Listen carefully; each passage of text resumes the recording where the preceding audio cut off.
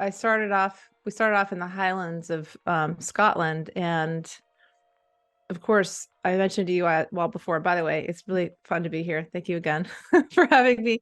And I could really feel. I mean, my ancestry is there, and I could feel them like talking to me, connecting with me. And it was like this Celtic sort of goddess energy.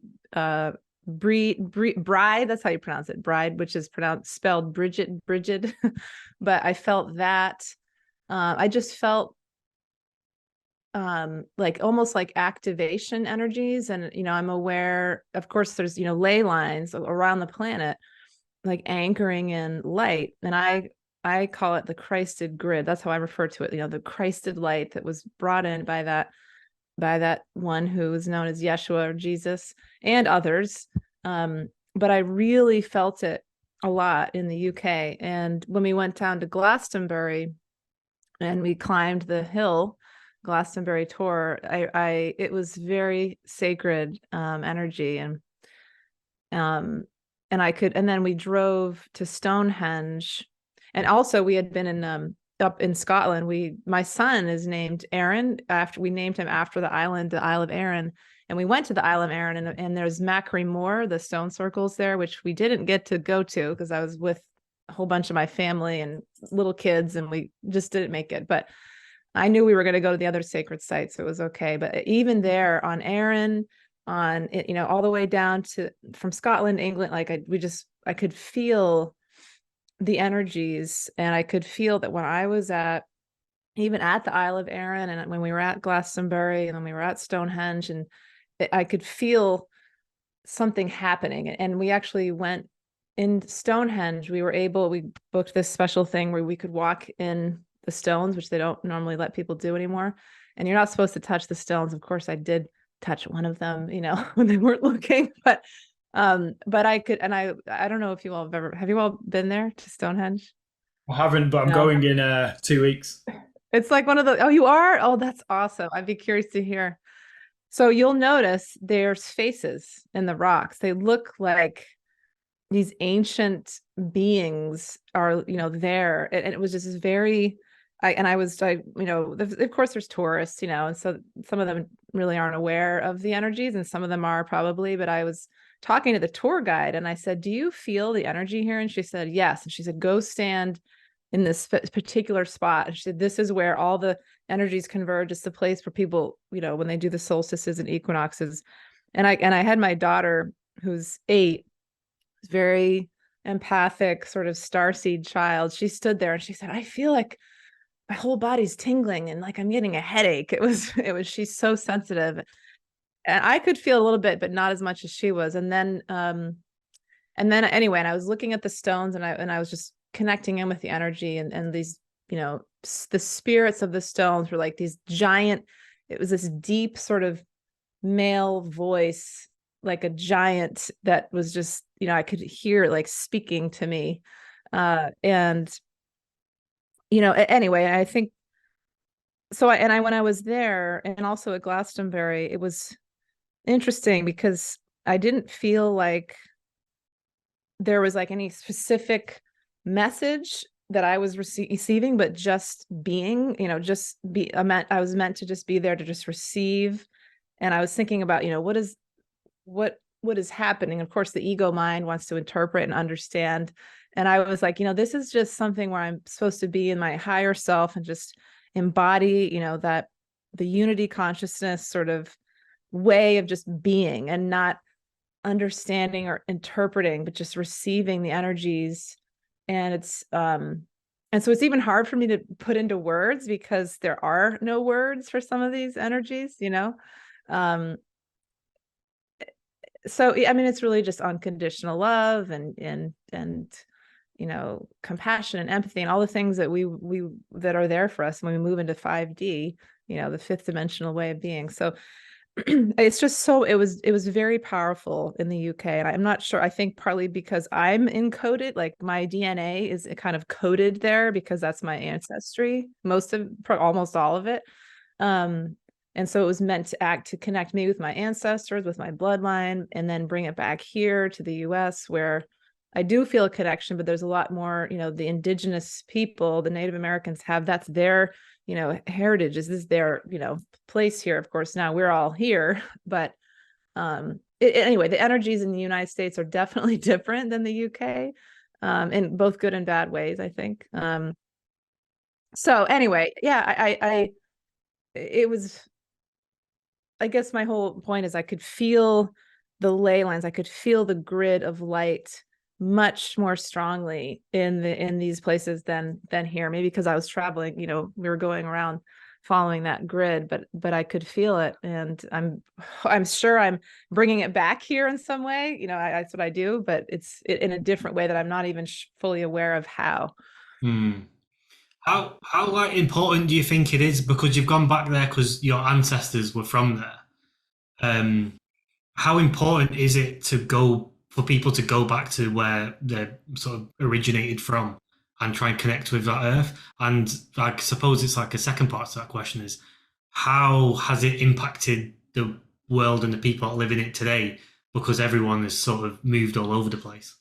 Yeah, that's a good question. I mean, I think it's not, I shouldn't say it's not possible because anything's possible, but I know for some people, they, for whatever reason, they may not be able to or feel they're able to, travel to their ancestral homeland because it could be really far away. Certainly for most Americans, it is because we're all here as immigrants and are almost pretty much, except for if you're a Native American, everybody else, this is, they came from somewhere else. So, I think for me, I was guided to do that. That was important for me. I also have been to pyramids in Mexico, and I was receiving an activation there too. Some of the Mayan pyramids in particular, and I knew I was like, this is something's happening here, and that even though that's not my ancestry, I could feel it activating me in some way. This was like 20 years ago, but I think if you can get there, it's just part of your soul contract. Like it's all comes back to like soul contracts. Like if it's in your soul contract, if it's in your blueprint to go and receive those activation energies, to connect with your ancestors for whatever reason as part of your purpose, then it'll happen. You'll find the opportunities to do, hopefully to do that. The opportunities will present themselves, and then it's just up to us to use our free will and say, yes, I'm going to make this happen, and not be clouded by fear or doubt. But if it's not in somebody's soul contract, I think we can all still connect with those energies, because energy, that doesn't matter. Time and space is all relative. We can still, you can give Reiki to somebody all on the other side of the world, and you can feel like we're connecting now from across the Atlantic, and we're still connecting energetically. So yeah, I mean, I think for me it was important for me to be in the land. The land has this activation energy literally in the soil, and or in beneath the soil, the ley lines, or around, above, beneath, but that doesn't necessarily need not everyone needs to feel like they go there, they have to physically go there to receive it. You can just go in your mind, astral travel, visualize yourself being there and what it would feel like, and then you're there. At least that's what I believe. You've mentioned ley lines a few times. Sorry, can you just explain to me what ley lines are? Yeah. Well, this is the way I view them, are just energetic. Like it literally would look like a grid, or actually I was saying to my daughter the other day, like a spider web. I mean, and a design, in the way that these different energetic points, like chakras, like the body has chakras around the planet. There's like Glastonbury would be, I can't remember which one, but it's like would correspond to like a specific energy center of Gaia, of Mother Earth, which has consciousness, and then there's, in the United States, there's Mount Shasta, which has another one, in California, which I have not been to. So, which is interesting. It's in my own country. I've not been there. And there's different places that are like supposed to be like vortexes. Now, for instance, the Middle East, that's a whole topic, but I, believe that the reason there's so much activity there is because it's it's a vortex. It's a powerful energy center. And the ones who think they control things, I don't know if we want to go down this path, but they're creating all kinds of havoc because they know it's such an important location for the earth. So anyway, but and I think that's the polarity, that's the darkness. It's okay, it's okay. I think it's going to be okay, but anyway, so I think these ley lines are, they're linking different sacred sites like that, like Machu Picchu in Peru is another one. Where there were probably a lot of, our ancestors, the ancient peoples knew, and they were guided by probably extraterrestrials, to build these pyramids and build stone circles and things like that, to really amplify the energy in that place to help activate people. And of course, some of these sites have been dormant. This energy has been kind of not activated, like at Stonehenge.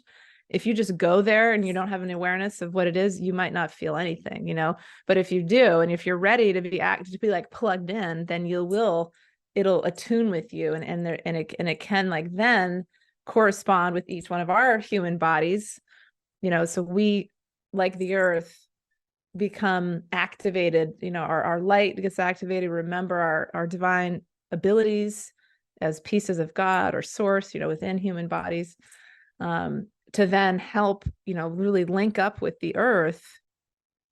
I'm going all over the place here. But the earth is moving into 5D consciousness, I believe, and the earth is, I know you guys do too, and moving into that higher states of consciousness, and we as humans are being asked to go along with the earth. Not everybody is ready. Some of us are like anchoring that in more than others as we awaken one by one, but I feel like that's the importance of the ley lines, is for us to plug in and link up with that grid of unconditional love, so we can then each, that's in the earth, and we connect with it, and then we anchor it in through our own light, and then each human becomes sort of like a ley line network of humans.